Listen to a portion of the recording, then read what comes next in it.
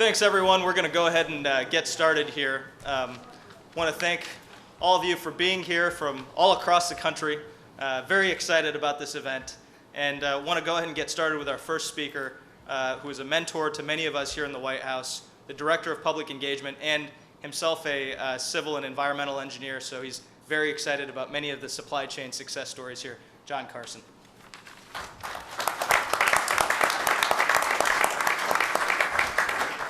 Well, good afternoon, everyone.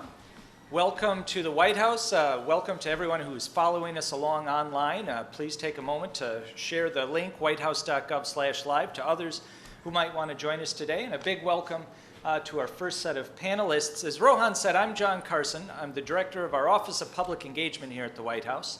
And they sent me up here to start off today's event with an ask for each and every one of you. What we are here to talk about today is something that the American people need to know about.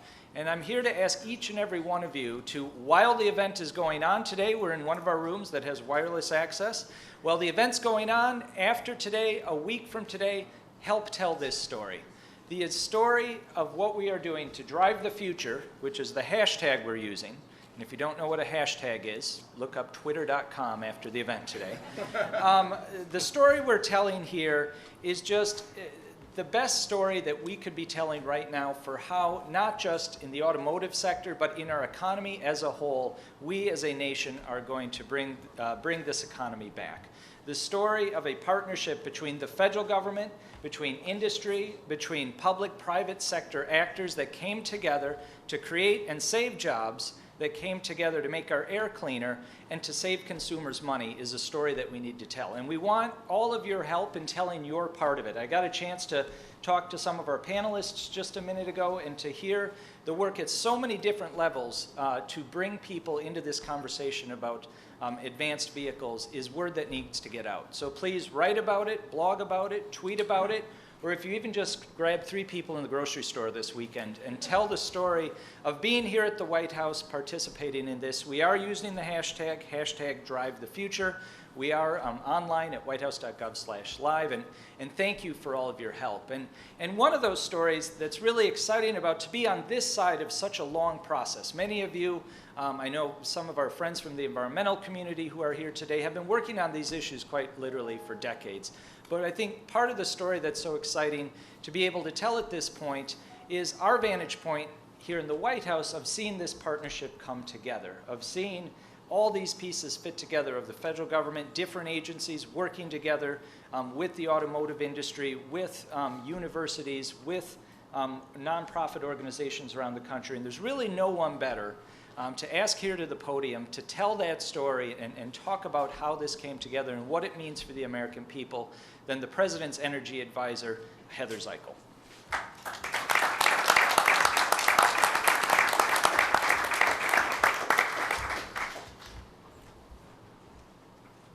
Thank you, and thanks for the opportunity to join you this afternoon. By now, the journey of the American auto industry over the last few years is well known. It's a story about an industry that went to the brink and back again. And that was possible in large part because of the leadership of President Obama. As you read the news today, it's easy to forget just how close we came to watching iconic companies like GM and Chrysler go under, and how the recovery of the industry as a whole was never a foregone conclusion back in 2009. After all, the heartbeat of American manufacturing was flatlining. Just a few years ago, nearly 1 in 5 auto workers were handed a pink slip. If GM and Chrysler would have gone down, there would have been a ripple effect that put a long chain of suppliers and distributors out of business. Production would have shut down, factories would have shuttered, thousands of Americans would have lost their jobs. That is what the president confronted during his first months in the Oval Office. And as you all know, he decided that we couldn't afford to walk away from this industry, so we took action. Now, as you may recall, there certainly wasn't a political consensus around the right path forward, but the president believed strongly that it was the right thing to do, and we weren't just going to save the auto industry, we wanted to build it back stronger and better than ever. Fast forward a few years later, I think it's clear that the president's decision was the right one. In 2011, GM posted its highest profit ever. Chrysler is the fastest growing American automaker. Ford is investing billions in new factories and plants to bring thousands of jobs back to the United States.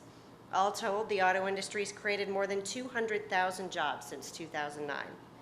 So this is a remarkable comeback story about a uniquely American industry. But there's also another success story embedded within the broader comeback. It doesn't always get mentioned in the news, but it's also about innovation. It's about how we were not just building cars and trucks again, we're building them better and more fuel efficient than ever before. Even as the future of the auto industry was uncertain, one of the very first actions the president took was to direct the EPA and the Department of Transportation to work with the auto industry to develop new fuel economy standards for cars and trucks. This was guided by a belief that if this industry was truly going to come back stronger than before and thrive over the long term, then we had to build the cars of the future right here in America. It was also an important step for two other reasons. First, the vast majority of the oil that we use today, close to 70%, is in the transportation sector. So improving fuel efficiency represents one of the best opportunities we have to reduce our dependence on foreign oil. Second, at the time, fuel economy standards had not changed for nearly 30 years. And that's 30 years of lost time when it comes to developing new technologies that can improve the efficiency of the cars and trucks we drive. But with the president's leadership, we were able to move forward. We worked closely with many of the folks in this room, the major auto manufacturers, including Ford, GM, and Chrysler, the state of California, the United Auto Workers, consumer and environmental groups, Democrats and Republicans, to develop achievable and cost-effective new standards. And we got the job done. Taken together, the standards we proposed to date span model years 2011 to 2025, and they represent the toughest fuel economy standards in history. Under our final program, average fuel efficiency for cars and trucks will nearly double, reaching an average performance equivalent of about 55 miles per gallon by 2025. Now, I know that 2025 sounds far away, but today we're also seeing more efficient cars and trucks roll off assembly lines thanks in part to these standards. That means savings for consumers right now. 4 years ago, Chrysler didn't have any vehicles delivering 30 mpg. Now they make a half dozen. This year, Ford will offer a record-setting 8 models that are expected to deliver 40 miles per gallon or higher. General Motors announced that in March alone, they sold more than 100,000 vehicles that get 30 mpg or better, a new record for the company. These trends in fuel efficiency will continue, and when the administration's fuel economy standards are fully implemented, the average American driver will save more than $8,000 at the pump. But these standards are not just a win for consumers. They also bring tangible national security and environmental benefits. According to industry estimates, around 14 million new cars and trucks will be sold in America in 2012. That means with each passing day, nearly 40,000 new and more fuel-efficient vehicles take to the road, helping to reduce overall consumption, curb pollution, and protect consumers from spikes in gas prices. By the time the administration's fuel economy standards take full effect in 2025, they will reduce oil imports by 2.2 million barrels per day and cut greenhouse gas emissions by 6 billion metric tons, roughly equivalent to the emissions from the United States last year alone. Finally, I want to say that these historic standards are a win for our economy. And I know there have been a number of great reports that have looked specifically at the economic and jobs impact, including one just last week from the Blue-Green Alliance, and we certainly appreciate that analysis. It's no accident that these standards are ambitious and push the envelope. We did that because we want to drive innovation in the auto sector. We wanted to build a bigger market for technologies and boost fuel efficiency. We wanted to create new jobs throughout the supply chain in companies that make everything from advanced internal combustion engines and turbochargers to cutting-edge batteries and more efficient tires. And that's exactly what these standards will do. So as we look ahead, we're very excited to finalize the 2017 through 2025 standards later this summer. It's a big and important step forward for our economy, jobs, and the environment. And what makes it even sweeter is that nobody thought we'd be able to get this done a few years ago, and certainly not with the support of the industry, consumer and environmental groups, and members of both parties. So I'd like to thank all of you in this room for your work and the work that you've done over the past few years to help make this progress possible, and we hope to keep working together on other important initiatives in the future. Thank you.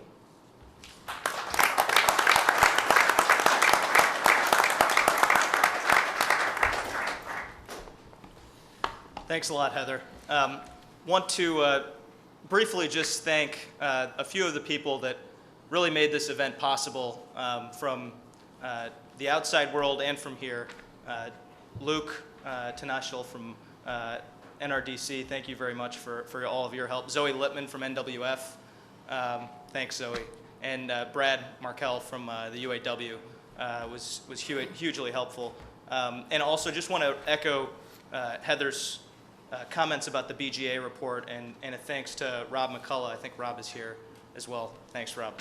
And on our team, huge thanks to Courtney Hinkle, who's on our staff, and Eli Levine, who has done yeoman's work to put the logistics together and assemble these panels and do all of the work it takes to put these events on. So with that, I want to introduce our moderators who can take it from here. Our first moderator is Luke, who I just spoke about. Luke is NRDC's Senior Vehicles Analyst in New York, and since joining in 2004, he has been at the forefront of reducing the environmental impacts of the world's transportation demands by adopting policies that develop and commercialize cleaner, more efficient vehicles and non-petroleum fuels.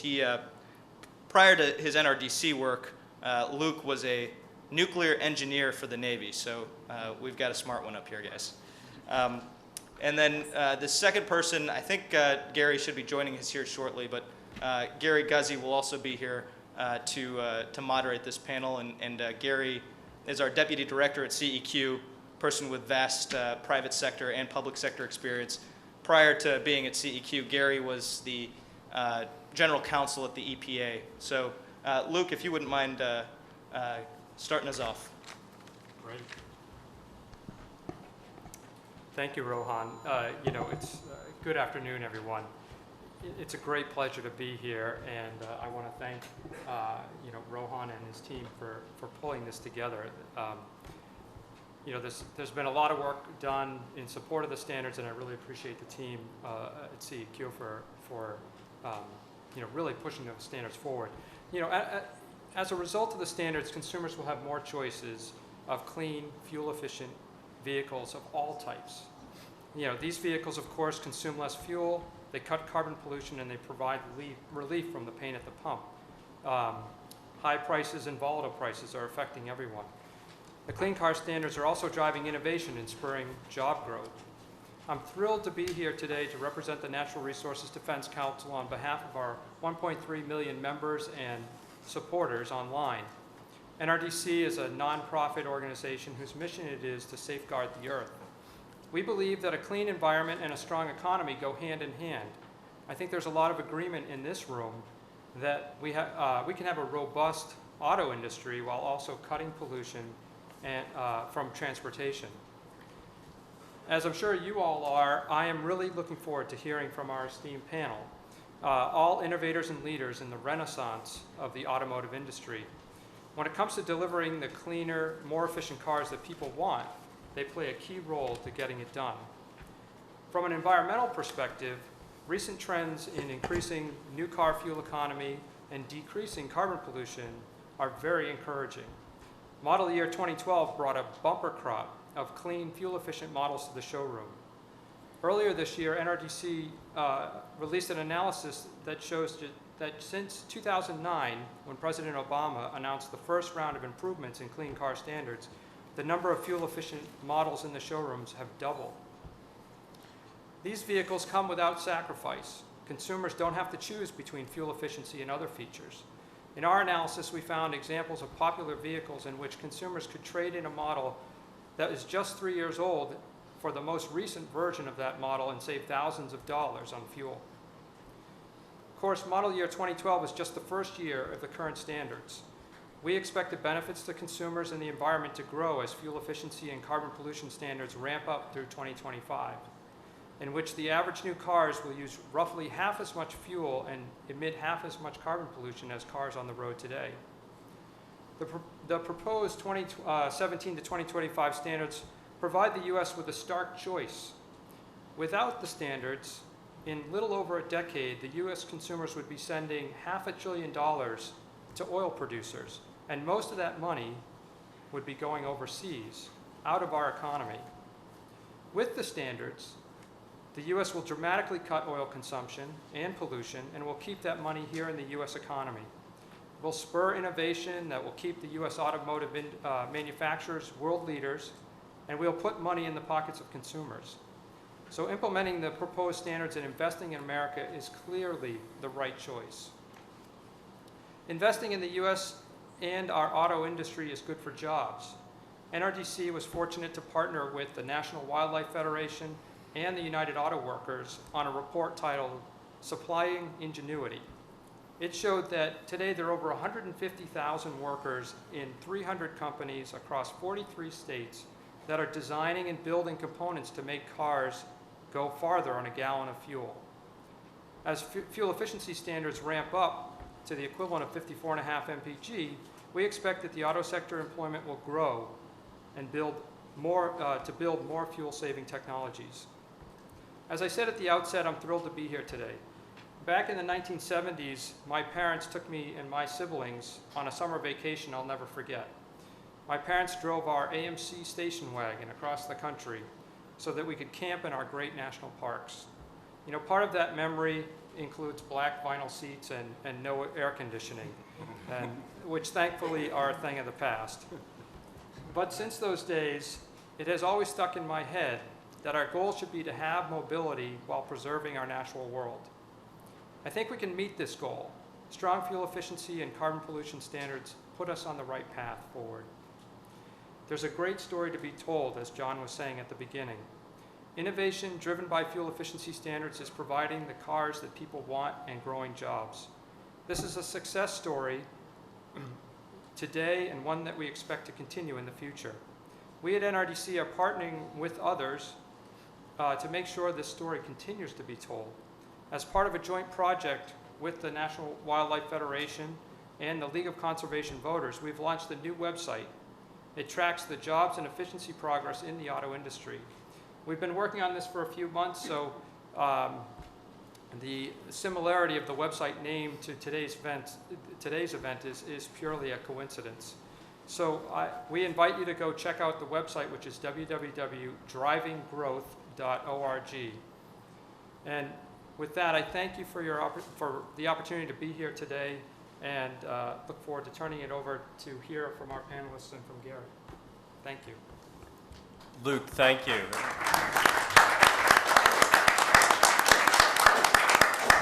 It's a real privilege to be here today with all of you who are working in this area, with our esteemed panelists. Let me take just 1 minute to also set the stage some and really reflect on the kind of progress that we've made and the conversation that we'll have today.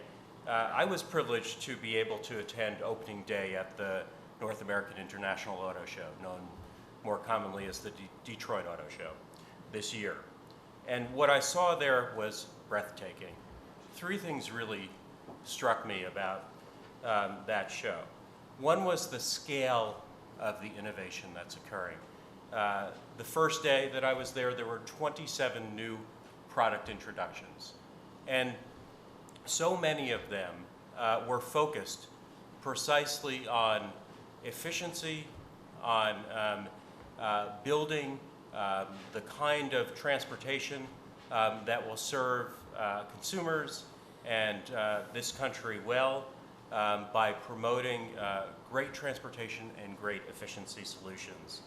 And the other thing that really was striking was the nod to American leadership by all of the global participants in that show. The acknowledgement that the U.S. in fact can be a leader in this area and has quickly become a real leader in this area.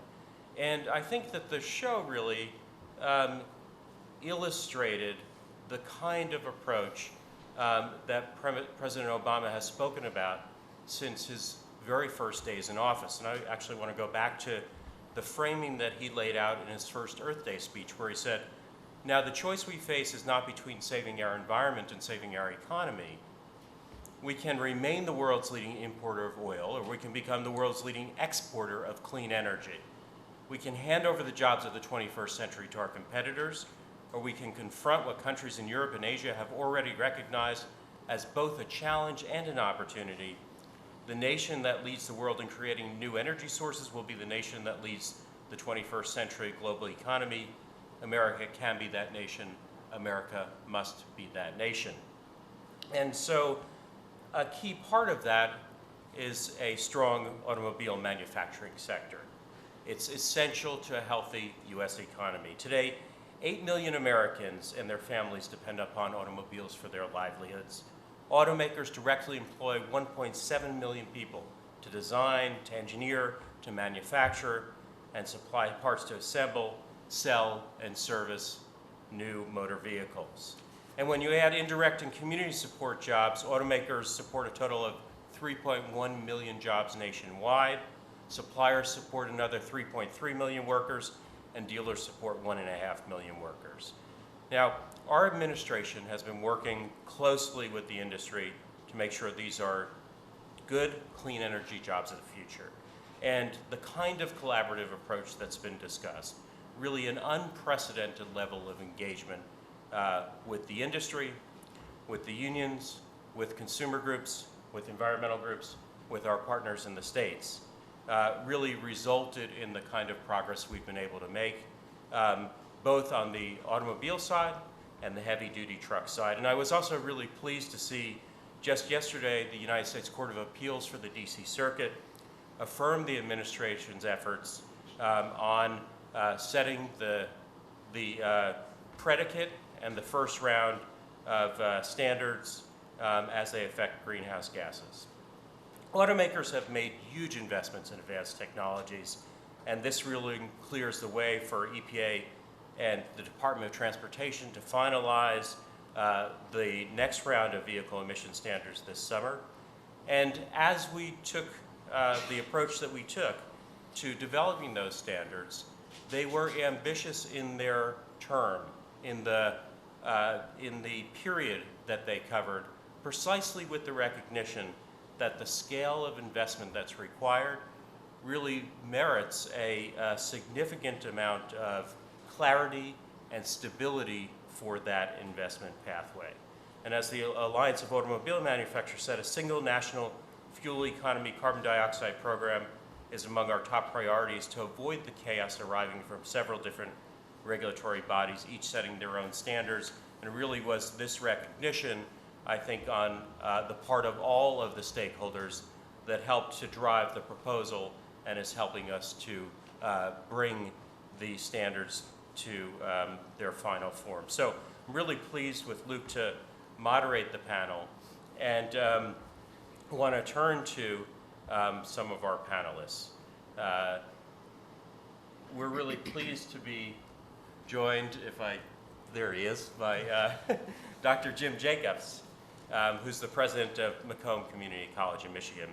And Dr. Jacobs is a national expert on workforce development in community colleges. He's transformed Macomb Community College into a hub for training in electric and hybrid fuel cell technology, where students are encouraged to pursue these fields like advanced manufacturing, automation systems, and graphic design. And as I understand the college, it works to grant more than 48,000 students learning experiences annually, and it's become the largest grantor of associate degrees in the state of Michigan, if I understand it. And I wanted to ask Dr. Jacobs, the role of community colleges, the role of education is obviously a critical piece of creating a culture of innovation in advanced manufacturing and in the automobile industry. Now, how do you see the demand for skilled workers changing over the past several years? And I invite Luke at any point to please inject questions as well. Well, I think that's a really important question for those of us in community colleges who are in large manufacturing centers. One of the things that we've always distinguished ourselves is to be relevant and respond to the needs of business and industry. I think in this case you have to sort of push the envelope a little bit further and not just respond to the skill needs, but also often work with business and industry to help develop some of those needs. That is, that when we start to innovate and change the industry, we're really dealing in some uncharted waters over some very important questions of skill and relationship of degrees, credit, non-credit, and a whole bunch of things that are very important. One of the things that we try to do in our work particularly around hybrid vehicles and electric cars and the whole issue of alternative fuel, is to see that the technologies are not settled in many of these areas, so you have to be very broad in your applications, and we have to, in a sense, create a situation where our students are flexible enough to work in this industry. Second thing I think that's important is that we really start to do not just short-term skill training for specific areas, but really for careers. And increasingly, the way in which the auto industry is unfolding is with new careers being established in many of the areas that are very important for the innovation of the industry, which means that we need to make sure that our employee community, and a good community college is always responsive to that community, has within it career pathways for our students, ways in which our students can advance. And finally, I think we also have to kind of cross over an interesting watershed that many of us are beginning to see. And that innovation, which often gets defined as something that a university or a large entity with people in white coats sort of do, is not something which really makes a difference in manufacturing. Innovation is often day-to-day activities on the floor of the establishments. So how a community college intervenes in that is something that we're beginning to experiment with. So that's where we see our challenge. The challenge isn't just to respond to the increasing employment growth in the industry today, but the challenge is to prepare the kind of structure for the future. Thank you. Appreciate that. Let me turn next to Ford Weber, who's the president and CEO of the Lucas County Improvement Corporation, the Northwest Ohio Regional Economic Development Association. And Ford has an enormous amount of experience in economic and redevelopment activities. If you would share some of your experience at the Lucas County Improvement Corporation on promoting economic development and attracting, retaining, and growing businesses, including revitalizing brownfields and other vacant properties. And in particular, I know we're really interested in the way that public-private partnerships can help to provide some of the infrastructure and the ways that that's really succeeding in transforming the transportation sector, and particularly around the development of renewable energy sources and that kind of transformation. Sure, Gary. Thank you. And first of all, it's a pleasure and an honor to be here today. In Lucas County and in the Toledo area, just to give it a little bit of a point of reference, we're right on the Ohio-Michigan line, Northwest Ohio, western side of Lake Erie.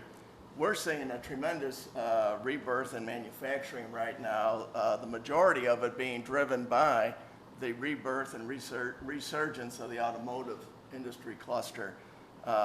You know, it wasn't too many years ago that Toledo in any economic development statistic would have been listed demographically as leading the race to the bottom. Well, now the Brookings Institution will tell you in a number of its different reports that we're helping to lead the recovery, and the recovery is coming about because of manufacturing and also exports.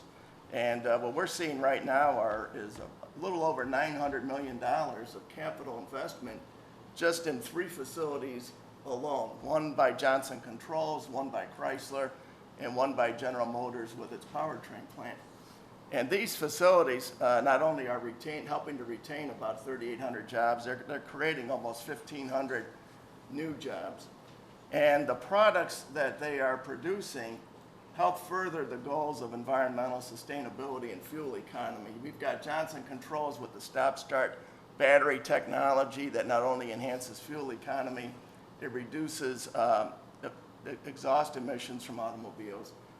General Motors powertrain with first the 6-speed transmission, now the 8-speed transmission, and of course Chrysler is going to be coming out next year with a new SUV that is really going to be a landmark vehicle, we believe, not only in terms of performance but in fuel economy for something in that class. So these are investments that are not only good for the economy, they're environmentally sustainable. And we really are pleased to be near the top of the pecking order now when it comes to leading the economic charge rather than languishing behind. One of the things that we're also seeing is a diversification of our economy. Toledo, building on its tradition as a glass manufacturer, has been one of the leading centers in North America for solar industry as well. Just about 4 months ago, a European company, Photon, came to Napoleon, Ohio, in Henry County, just about 40 miles outside of Toledo. They're making a $30 million investment to build solar panels, and as they ramp up, they will be employing 300 people in the solar industry. So we really feel that this has been an opportunity for us to not only build our traditional manufacturing base, but to diversify that base as well. And I will say, when I visited the Toledo area and really saw that interaction between the college there, the university, and its regional innovation center, and many of the solar panel manufacturers that are now using much of the technology and engineering capability that was developed through the automobile industry, and really deploying it, and the expertise around systems controls and the like, deploying that in this new energy economy. It was just fascinating to see and really very transformative. Right. In fact, now we have the General Motors powertrain plant, which is making a major investment in a solar field right there at their plant. So it's interesting to see how these industries are kind of cross-pollinating each other. That's great. Let me turn to Vince DeZorzi. And Vince is the Senior Vice President for Global Manufacturing Operations, Driveline Business Unit, and Chief Quality Officer for Next Year Automotive, and a member of the Next Year Strategy Council. Next Year is a multi-billion-dollar global steering and driveline business dedicated to electric and hydraulic driving steering systems, steering columns, driveline products for OEMs, and their customers include many of the major U.S. manufacturers, a number of the key imports who manufacture in the U.S., as well as automakers across the world in places like India, China, and South America. And Vince, based on your long experience in the industry, how do you see the investments in this sector that we've been talking about really translating into the renewable energy market and the alternative energy market? We noted that you're making a number of investments in that area, including in things like electric power systems and the like. And we're sort of interested in the degree to which your engineering capabilities affect what your customer choices are, and how much customer demand really affects the kind of innovation and research and product development that you're seeing now. Okay, thank you, Gary.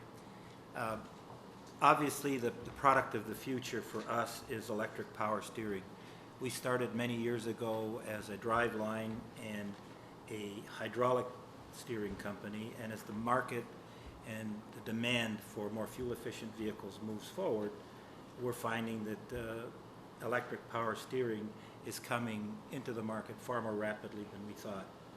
As a result of that, for business reasons, we had to transform our company. Like our two big companies that were mentioned earlier, our customers, we also went through a period of very, very difficult times and had to transform not only our business model, and that was difficult, and we wouldn't have done it without the partnership of the union and the sacrifice and vision they had and courage to make some of the decisions.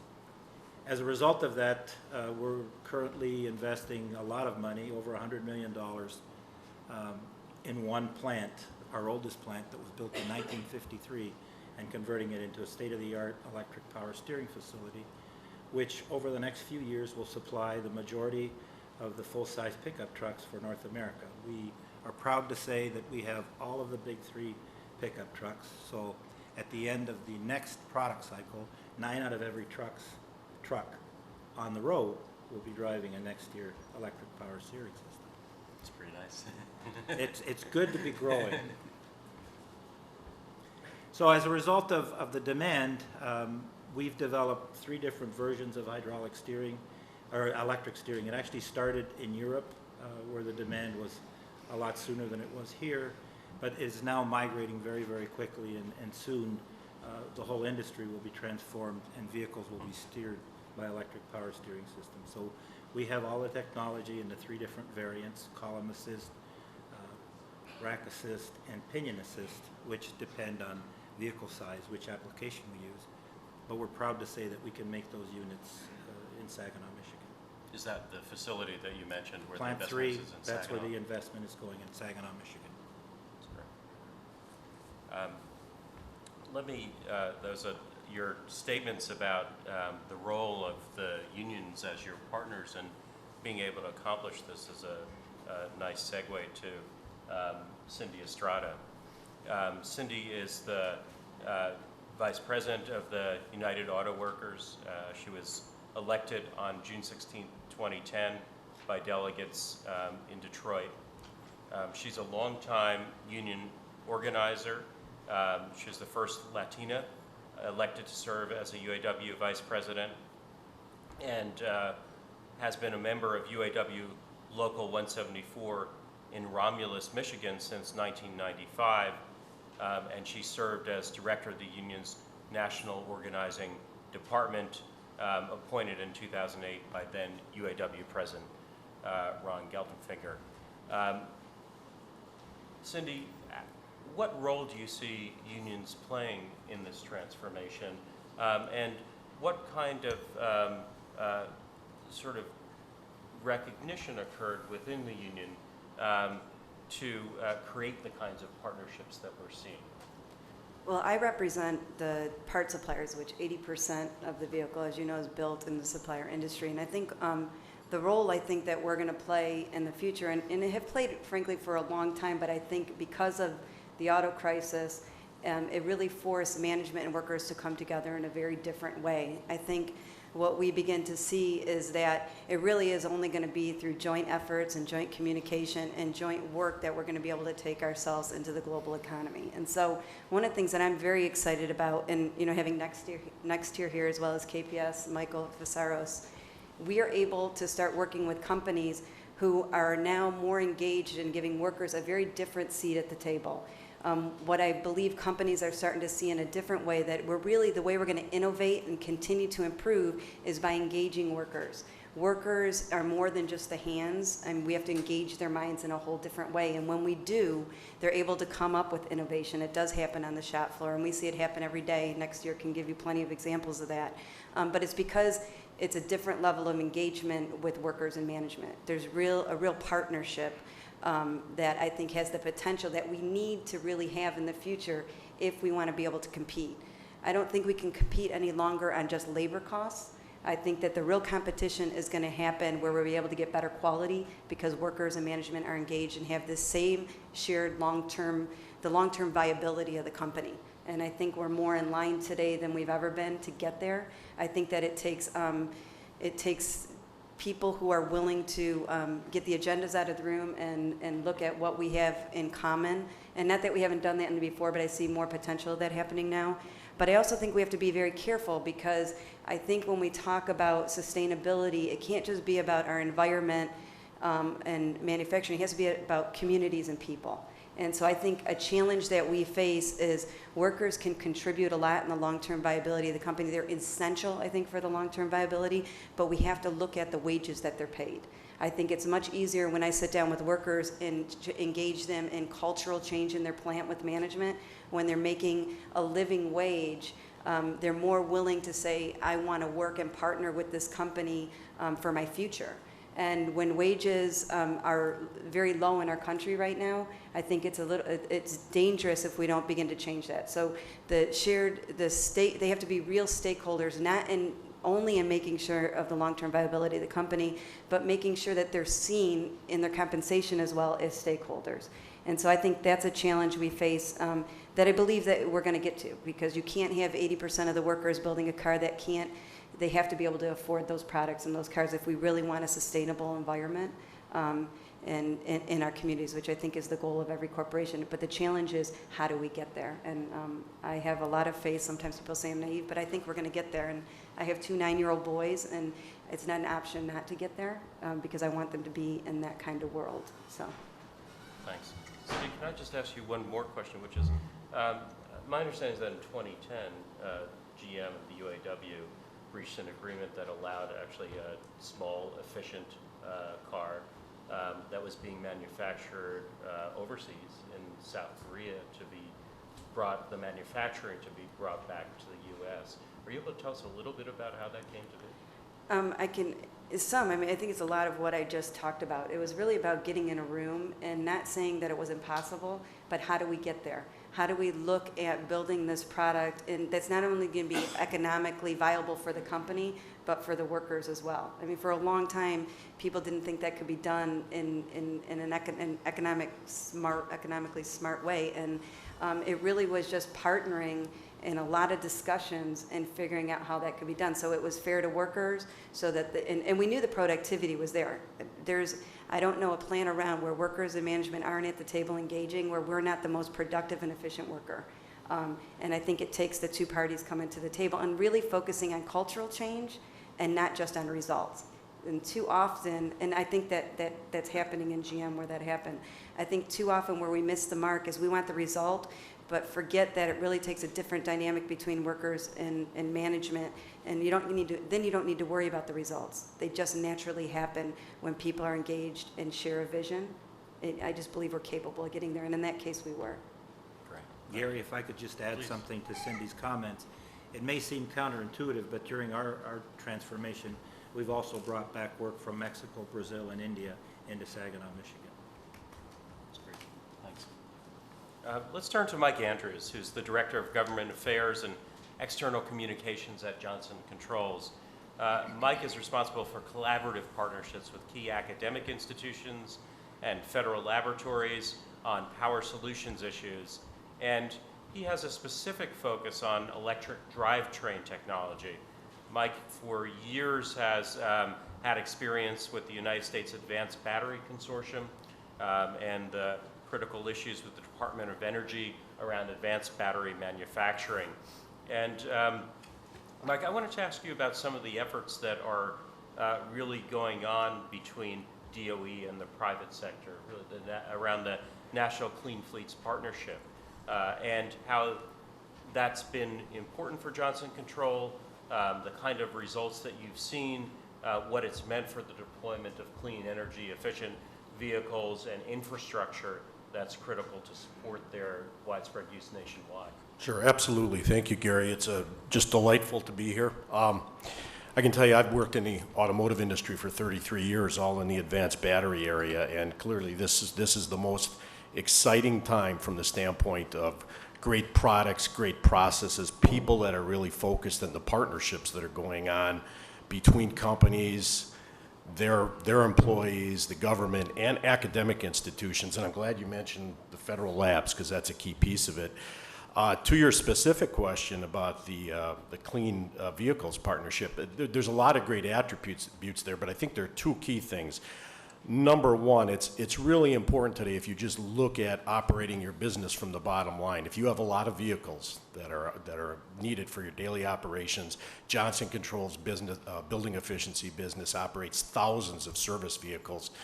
This is a great organization in terms of just being able to have access to models like the GREET operational and emissions impact model from Argonne National Laboratory. It's a fantastic business tool to go in and evaluate various options for your types of vehicles, your alternative fuel choices, and really run the numbers and say what makes sense for our business, what gives us the most operational flexibility, lowest fuel cost, least impact on the environment. The other piece of it that is really a great component is the opportunity such as we are doing, introducing electric vehicles into our service fleet to gather data. So it not only helps us with our product design efforts, but it builds our database so we can better align with our customers, and through our data development and transferring of that data into product requirements, take leadership with our customers, gain an advanced view of what their product needs might be, and really allow us to do what needs to be done in the type of globally competitive environment that we have, is to be able to fail fast, try new things, fail fast, use the data, turn it around, and come out with world-class products that will ultimately be the key to the economic security and the environmental security that we all seek. Great, thank you. Well, we've heard from academia, we've heard from the employees who are critical to success here. We've heard a little bit about the public and private partnerships, and we've heard from some of the innovative companies. Let's turn to the investment side, and to give us some perspective on that, we're delighted to have Michael Saros, who's the managing partner with KPS Capital Partners and a member of its investment committee. KPS is a family of private equity funds with over $2.8 billion of assets under management, focused on constructive investing in restructurings, turnarounds, and bankruptcies. I wanted to ask about sort of what are the keys that you see to creating vibrant, successful enterprises out of assets or companies that faced a range of challenges, even at some points close to shutdown or liquidation, and what's really been transformative about the period that we're now in? Good afternoon. Thank you, Gary. It is truly a privilege to be here today. I'm Mike Paceris, and as Gary said, I'm the founder and co-managing partner of KPS Capital Partners. Private equity is an extraordinarily important, powerful, positive force for good in the United States and in American industry and in American manufacturing. In this last Great Recession, when thousands of American manufacturers, including companies engaged in the parts business under Cindy and in general transportation, were in bankruptcy or facing liquidation, it was private equity firms that went in and bought them, fixed them, turned them around to participate in this magnificent renaissance in the transportation, automotive sectors that we're in. We're a huge investor in transportation and automotive, and we have 4 very significant companies, but I'm going to talk about 2 because they touch everything that Luke and Gary talked about today. We own a company that we purchased out of bankruptcy, which was going to liquidate, called Motor Coach Industries. Motor Coach Industries has over 50% market share for buses that go over the road, Greyhound, Trailways, etc., New Jersey Transit. This country has been blessed with fracking and hydrofracking. We're on the verge of becoming a hydrocarbon superpower. And we need to build out our natural gas infrastructure for the commercial vehicles that Gary talked about in our buses. We are by far the world's leader in the manufacture of CNG, compressed natural gas buses. We just delivered 70 of them to one of our largest cities in the United States. If you think about garbage trucks and mail trucks, if you think about buses, if you think about vehicles, they come home every night. If you fill them with CNG, it diffuses, it displaces millions of barrels of imported oil. And so we're investing heavily in natural gas technologies as it relates to buses that are primarily used by states and municipalities and private fleet operators. The second company I'd like to talk about is HHI, Hephaestus Holdings, Inc. I'm so proud to be here to talk about HHI. HHI is the company, a company that didn't exist 7 years ago. It was a blank sheet of paper and an idea in the head of KPS and a gentleman named George Thanopoulos. 7 years later, we have consolidated and transformed an entire industry in North America. We are by far the dominant force in drivetrain and wheel end forgings and machinings in North America. HHI was created by acquiring 5 companies, each of which were in bankruptcy, each of which had failed, each of which were going to be liquidated, blowtorched, done. What we did as a private equity firm as a force for good, working in partnership with the United Auto Workers, working in partnership with the United Steel Workers, working in partnership with the SEIU Workers United, we were able to turn around 5 separate companies, merge them into a whole, and transform them into a very profitable, very successful, growing enterprise in auto. We saved 3,200 American jobs at real wages. Now, what does that have to do with the environment? Has a lot to do. Has a lot to do. Where are we? We're on drivetrain, wheel end, and in the engine.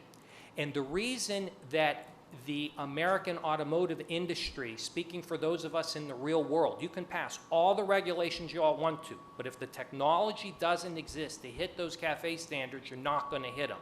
What is allowing the internal combustion engine to meet these standards is a whole bunch of things. I'll touch on a few because it's us.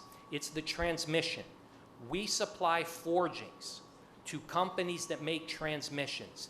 And if you think about what the transmissions going to 5-6 speed meant, and now to 8 and 9 speed transmissions, it's unbelievable. ZF, Gertrag that are supplying Chrysler, and we're supplying Chrysler, it is unbelievable. If you take an 8-speed transmission that Chrysler is offering today on the Charger and the Chrysler 300 versus a normal 6-speed automatic, you get 6% improved fuel efficiency. That is, do you understand? In our business, it's tenths. It's decimal tenths is a big deal in fuel efficiency. 6% is unbelievable.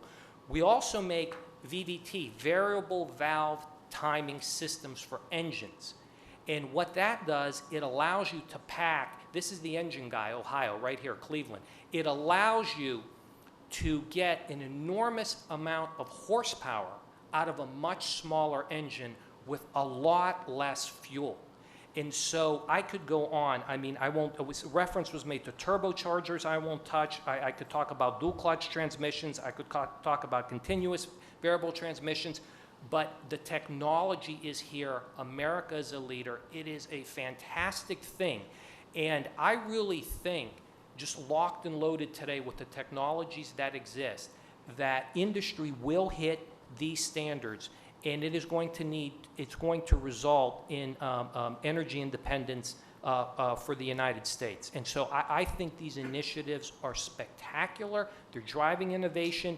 We're investing behind them. We're investing tens of millions of dollars behind these efforts, along with every other company, including JCI, Nextier, et cetera. And so these initiatives are to be lauded and applauded. Well, thank you for that perspective. You know, as we worked to develop the proposal and finalize these standards, we felt that it was very important to be able to provide a range of flexibility to each company to pursue the strategy that it would find most advantageous. And it's so striking that really every company seems to have a slightly different strategy, in part availing themselves of the kind of innovations that we just heard about from some of the investments that are occurring. And really what we worked to do was to build a structure that would encourage innovation and reward innovation in the compliance strategies that are available, which we believe is a critical piece of this overall picture. Well, we could talk up here among ourselves for hours and days, no doubt, but I wanted to provide an opportunity to the wonderful audience that we have to ask questions of the panel as well. So if you do have a question, if you'd be good enough to step up to the microphone, we can take a few minutes and have a discussion with the audience also. If you can just stand over here, we'll have the questions asked from over here. If you'd be good enough to identify yourself and where you're here from, that'd be helpful. Thank you. Hi, I'm Ross Eisenbray from the Economic Policy Institute. I'd like to ask Dr. Jacobs about what kind of training you're providing. I heard someone talk about needing to change away from short-term, quick training to something that's going to develop someone over a career. So I'd like to know what's an example, how long is that training, and how do workers support themselves while they're going back to get the kind of training that you're talking about? That's a good question, and I think you have to look at it in terms of there are various kinds of needs that workers have in training and education. For some of the younger people entering the workforce, we're looking at long-term training that leads to degrees and certificates of value that may, in especially some of these new and emerging technologies, bring them from through a community college to four-year institutions. So we spend a lot of time thinking about how younger people can move as quickly and as seamlessly as possible between institutions, that we start them at the community college and move to four-year. But I want to also mention a very important other part of this, which I think your question is getting at. In all of these innovations, we have to remember there are workers who have been in these automobile plants for many, many years, who have now been displaced. They have tremendous desire to retain jobs. They have tremendous innovation, ideas, and concepts. They often lack the formal education and training to start developing some of the technical skills. In that case, we often start these individuals on the non-credit side, molding a kind of combination of both basic adult education and technical education to increase their capacity on the foundation skill side so they can move over to some of the credit classes. That's long term, but it's also attempting to move people from where they are, building upon their not work-based knowledge, the kind of formal knowledge that will allow them to increasingly move into some of these new fields. In that case, we've been doing a lot of work in a very creative way using some of our job training funds for some of our displaced auto body designers, moving them back into our colleges. These were people who may have gotten through our programs 20 years ago, were displaced in the auto industry, and now coming back, and they're remaining relevant as they're looking for work and getting rehired in the industry. So I think one of the issues is that how you take the needs of individual workers or individuals who are moving into the industry and take them on. Now, to get to that very important point that you raised, I think there's a fundamental issue that needs to be looked at as a policy question. It is easy for us to talk about younger workers who are moving into credit courses and can receive opportunities through Pell Grants and other sources of federal income. It is very difficult for displaced or dislocated workers to take long-term training, and our system has not been designed very well to do that. So we have to supplement that with a number of different avenues, including looking at creative ways in which some of the companies may contribute to that. But that's an important issue, that if you're going to engage in long-term training for especially older workers, you're going to need to find sources of income for them. Thanks. Cindy, did you have a thought you want to? Just on the training piece, I think there's a lot of, with workers who are currently in the plants, I think there's a lot of existing skills too that takes a training of, like I was talking earlier, if you're talking about lean or what you want to call it, for management and workers, that again, we haven't tapped into the skills. I hear training a lot, and I know that there's a need for that, but I think there's a training to tap into the skills where we're getting some of the innovation that I think we still haven't gotten out of our plants. That might have went to a certain level in the company, but it hasn't really trickled down to our workforce is thinking different, problem solving different. And I think we have a lot of work to do there because frankly, our school system isn't set up to deliver an education in the way that teaches kids how to problem solve, teaches them that they're capable of entering and solving problems. I think you can't just look at sort of community college. We need to look at our high schools. We need to look at everything from kids from K through 12 so that there is a chance that they have. Right now, we're partnering with GM and looking at some kids in the city of Detroit who aren't going to even go on to community college. How do we help train them? It's going to be a small group, but these are the kids that I think have a lot to offer, but they're not going to make it to the community college. They're not going to make it to the university. And how do we help with trades for them so that they have a job and can contribute in a different way? I think we have time for one more question from the audience. If we have enough time, that's great. Wonderful. Good afternoon. My name is Drew Kojak.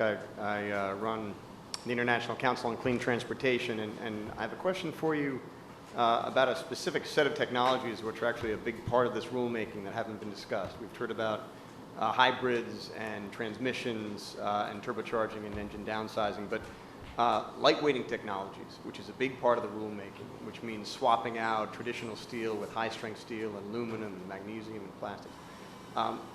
That was a big breakthrough as a part of this rulemaking, and I wonder from the panel's perspective how that's trickling out into the marketplace, either in jobs creation or at the UAW or at different entrepreneurs. So that's my question for the panel.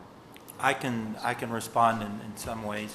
We've looked at alternative materials. We're using magnesium and aluminum a lot more than we used to. We're also looking long-term at things like composites. Unfortunately, the business model for composites isn't there yet. It's a product that's just too expensive. But on the driveline side, we're looking at innovative designs that has a smaller circulating group with less mass, and we're also going to tubular bars for mass savings as well. So those are a couple of examples that we are using at next year. I can add to that as well. At our UAW battery plant in Toledo, Ohio, and thank you, Ford, for the comments. We appreciate our partnership with the state of Ohio. We are investing over $100 million in establishing a new line for what is called AGM technology. It's a battery that's critical to the start-stop technology that you're hearing about. That's basically a system where when the vehicle is at rest at a stoplight, the engine will shut down based on instruction from the computer, looking at the loads that are on the battery system at that time, such things as air conditioning and so on. But the bottom line is that technology allows you to achieve a 5 to 12% fuel economy enhancement with a standard 12-volt system. But the important thing to answer your question, the AGM technology, it facilitates that advanced electrical capability in the vehicle, but it's also a lighter weight battery than the conventional battery that it replaces. It utilizes a new grid technology, and it utilizes less electrolytes, so we make a high-tech battery with less weight. And to the comments before about how process and manufacturing technology is just as important as innovative product concepts, the process that we use to make the grids for these batteries uses less energy, emits less CO2, and gives you a high-performance battery in your vehicle and contributes towards these light weighting goals that are critically important. And we're part of our meeting last week in Dearborn with Secretary Chu about accelerating the rollout of electrified vehicles in the United States. If I could add one thing on the training side of this, which is very interesting. As we move to more lightweight issues, the question of how materials get molded together or fastened to one another changes, so that traditional welding techniques, which are found in almost all vocational schools and community colleges, have to be enhanced with issues of adhesives and chemical bonding and a whole lot of things which require a kind of refocusing on some of those skill sets. And what's interesting is that you can see how the programs start to change, and they're not called welding programs anymore, they're called fastener programs. Thanks. Please. I'm Bob Baugh. I'm the director of the Industrial Union Council at the AFL-CIO, and I want to thank you for putting together a panel on what I think is the most important dynamic industry in the American economy. And people often don't realize that this constitutes 20 to 25% of all of manufacturing and how important it is. Let me throw out something to you. Cindy, I think you're absolutely right in some of the things you said in training in Jim. One of these things that I have to deal with in lots of forums is that, well, nobody wants to work in manufacturing anymore. and that employers telling us, we can't find anybody that's competent or capable to work in manufacturing anymore. And none of our young people want to work in this. I'm part of the silver tsunami that's leaving the auto industry. I mean, that's where I started in Detroit, you know. And I think, you know, this is part of the challenge for the industry. But I'd appreciate, you know, what you say to people when they tell you nobody wants to work in your industry anymore. Because there's a lot of mythology, I think, about young people that seem to want good jobs that this industry offers. Great, thanks for the question. We try to work through the community colleges, and we have intern programs. We've also reinstituted an apprenticeship program because we're having a difficult time attracting skilled trades. There's just not enough out there. I think it becomes a question of our values. We tend to think that everyone needs to be a doctor or a surgeon or a lawyer, and that there's no real enriching career being a skilled tradesperson. And I think we need to start telling people that not everybody can be a doctor, a surgeon, a lawyer, that there is real value and there's enrichment in being an electrician or a mechanical repair person, and that the career can be financially rewarding and move through our kids that way.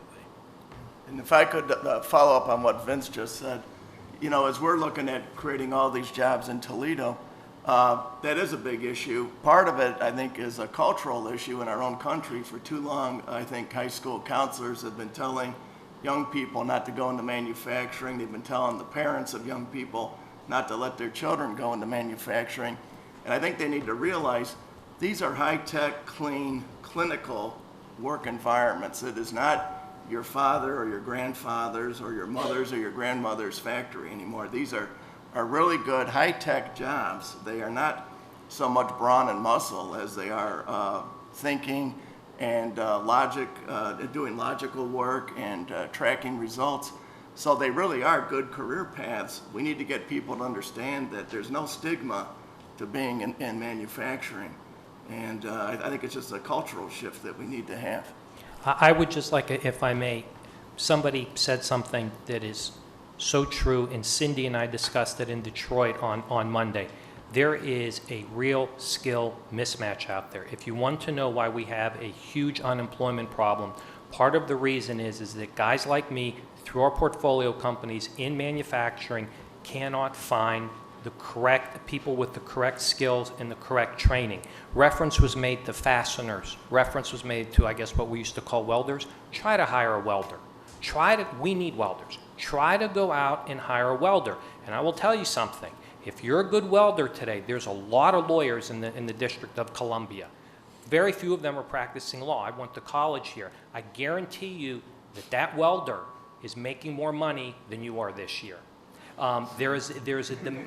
It's just true, guys. It's just true.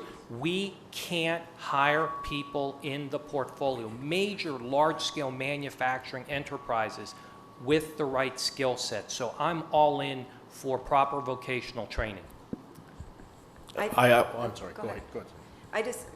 I agree that there's a stereotype of what a manufacturing job is, and I think when you see young people go into some of our plants, they're really shocked at what they see. It isn't the job that my grandparents worked at, but at the same time, I think that it is a policy question. I think that we need to invest in the workers that are there too. I think if we think and no one would disagree that through the auto crisis and through the years, wages have gone drastically down. So when people aren't going to be driven to the auto industry at a wage that, frankly, you could turn around and collect food stamps on. But I think if there are middle-class wages and we invested in training the workers that are there to get those welders, and that is a policy question. That means, I watch suppliers struggle. Not only will you drive innovation, workers are going to be innovating. If they understand the business, they're going to be interested in creating efficiencies, creating better productivity and better quality, and then to know that there's a chance to move along, that there is a chance to be a welder. I think that you would just create a whole different dynamic in a facility that frankly doesn't exist enough yet, though it does exist in some facilities. So I think it's a policy, I think it's wages, and I think it's investing in the workers that are there and training them for higher skilled jobs. I just wanted to add to that and say, I think in general, number one, we need to get our young people much more interested, and this is no secret, but in the science and technology areas. Johnson Controls has made an investment in a relationship with the University of Wisconsin system to help counsel them on curricula modifications so that they can be graduating people who are ready to work in high-impact industries such as the automotive area. For instance, today we have a difficult time finding electrochemists. Seems to be an area that largely throughout the country has been de-emphasized over the last 25 years. We need to turn that ship around. But we also have a partnership with Milwaukee Public Schools, and here's an area where I think, and of course I'm a little bit biased, but I think we need to get our kids reinterested in things like industrial arts and the craftsmanship area. Let's reintroduce industrial arts programs into high school so that by the time the boys and girls have graduated, that they're as comfortable soldering something as they are playing a video game. I mean, I tell my son that. I wish you'd spend as much time working on the lawn tractor repairing it as you do sitting in front of the TV playing video games. And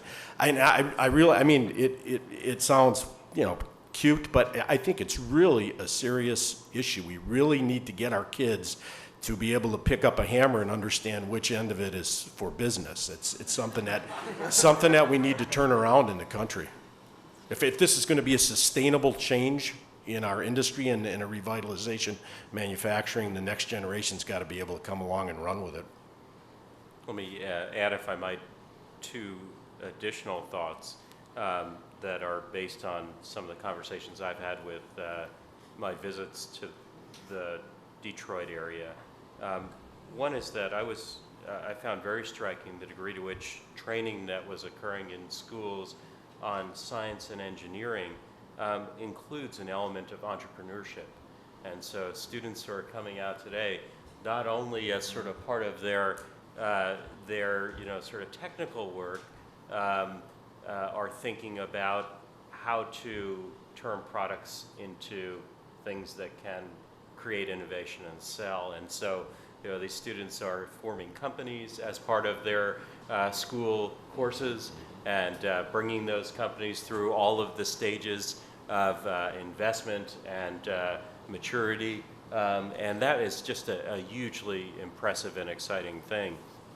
And the other is in visiting some of the OEM factories where new and innovative products are coming to fruition.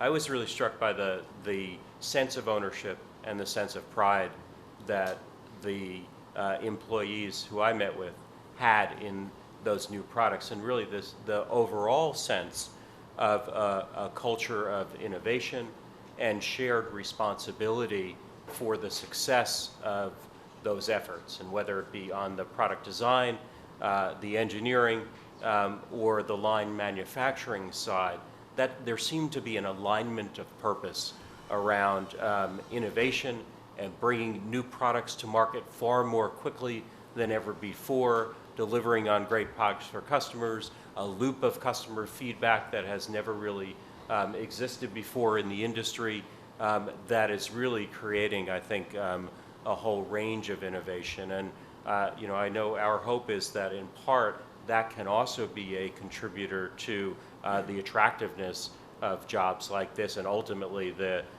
contribution that they can make to the economy and rebirth of the economy as well. Let's turn to the panel as a whole with just a few overarching questions. And Luke, do you want to ask the first of those? Yeah, sure. Thank you, Gary. And I think what we've heard about this morning is that change is happening already. We're witnessing it. We're seeing a resurgence.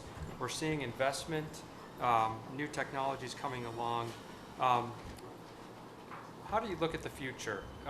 We have standards that right now in place to 2016, but we're talking about standards that go all the way out to 2025, provide a huge amount of predictability in terms of where the requirements go. And how do you see us getting there, and what's going to be most beneficial to making continued progress?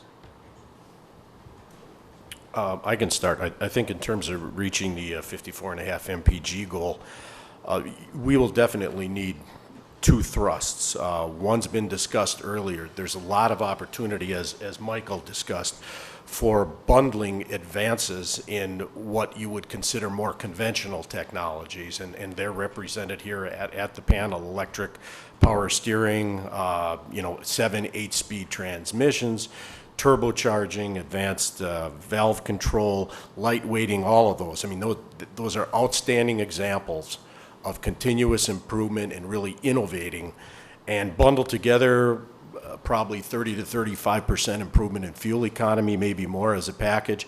I also think, though, we will definitely need the second thrust of the electrified powertrains if we're going to get to this 54.5 mile per gallon target. And there, certainly, going back to the question that you raised earlier, Gary, DOE is playing a key role in that.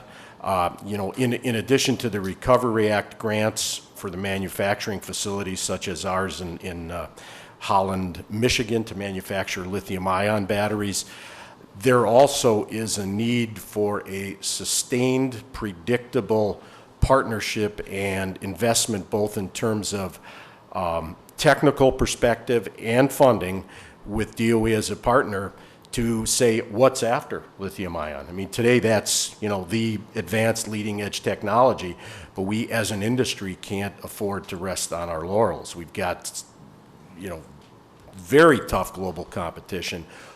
What's next? So we're already working with DOE. Our competitors are working with DOE, looking at technologies that are beyond lithium-ion.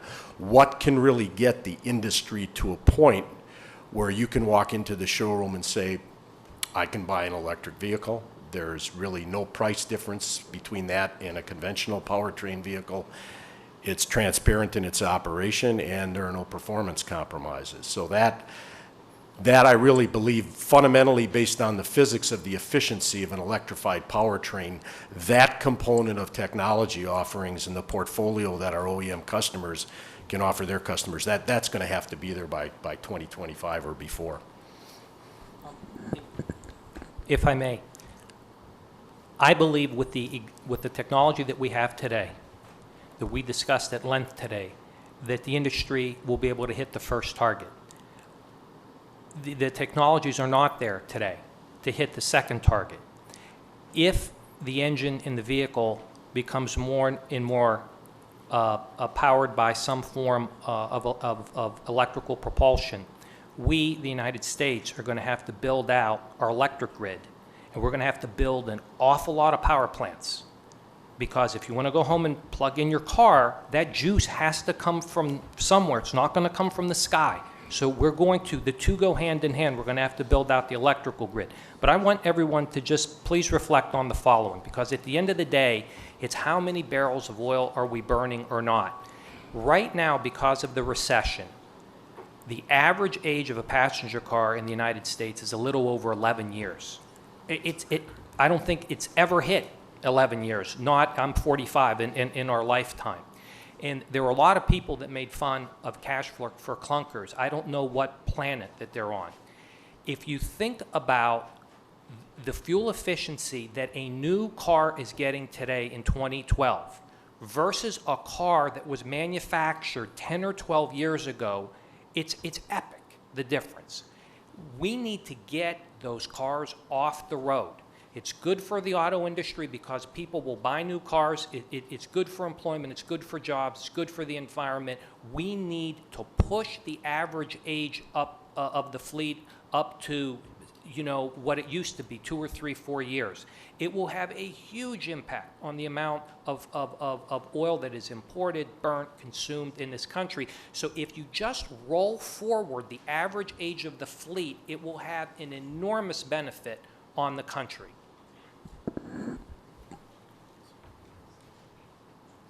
Additional thoughts from the panel on what the future really holds, and what are some of the most beneficial ways to extend this kind of progress? I talked about it earlier, alternative materials and lighter weight motors, more efficient electrical motors.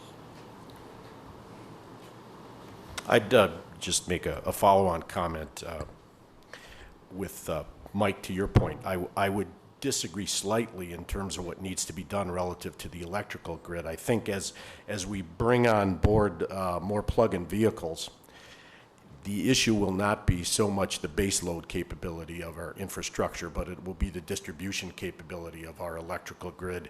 And we're going to need smart control of that, and we're going to need energy storage systems to take advantage of the intermittent energy sources that we have, such as solar and wind. And that's another area where, Gary, to your question about what is DOE doing, I think just as you see in their funding opportunity announcement for the Energy Hub, the fact that it addressed both transportation applications that could be addressed by batteries, also grid applications. That's an enormously powerful 1-2 punch.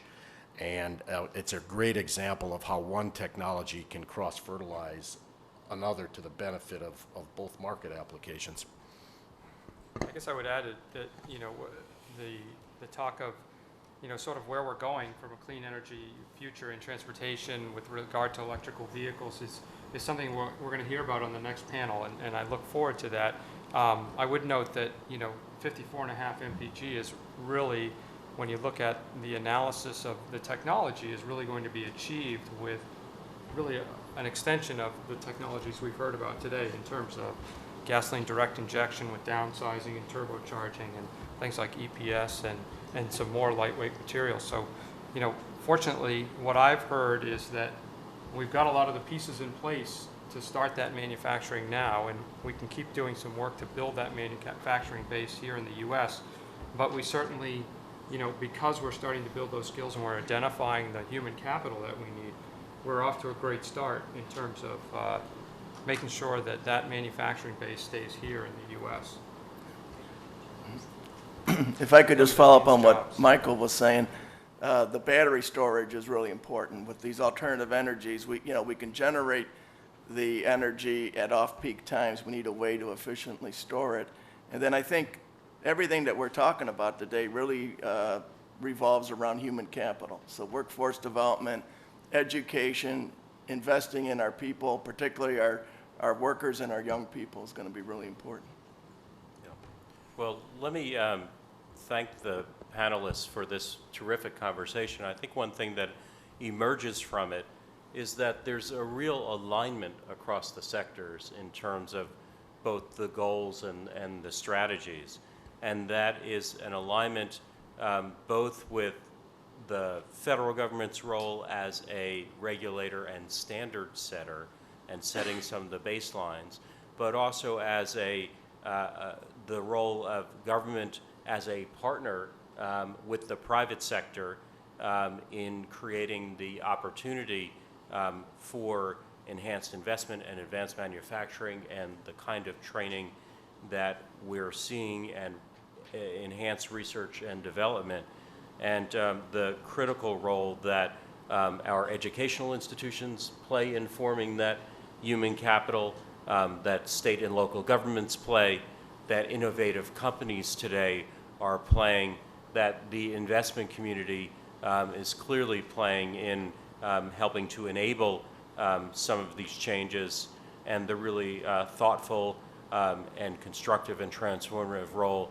that employees and unions have been playing in helping to achieve some of these transformations.